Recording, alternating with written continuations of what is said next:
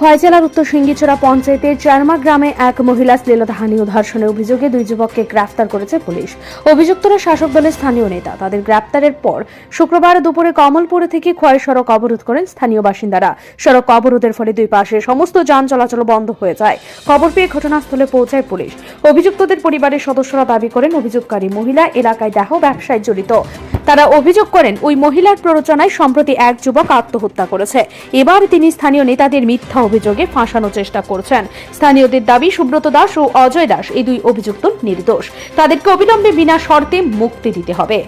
অবশেষে পুলিশ অভিযুক্তদের মুক্তি দেওয়ার প্রতিশ্রুতি দিলে এলাকাবাসী সড়ক অবরোধ তুলে নেন।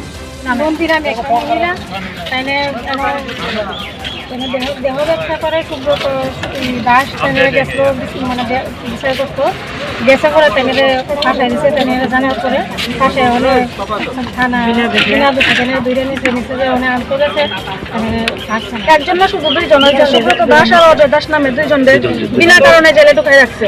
আমরা তানে শাস্তি চাই। তানে দেহ ব্যবসা করে কদিন করে মানুষরা ফাঁসায়। তার এই কয়দিন আগে একজন দেহ ব্যবসা সুইসাইড করছে আমার বাড়ি আমার চোখে দেওয়ার সুইসাইড করছে এই মহিলার কারণে। মহিলা একজনে কইছে গিয়ে সেটা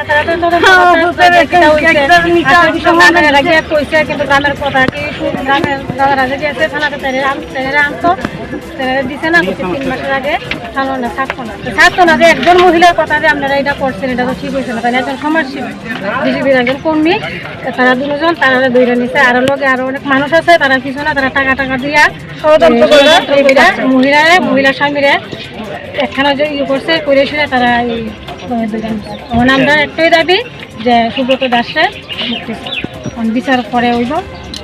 আগে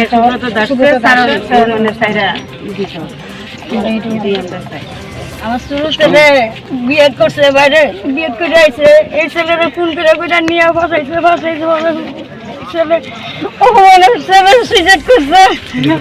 আমরা তো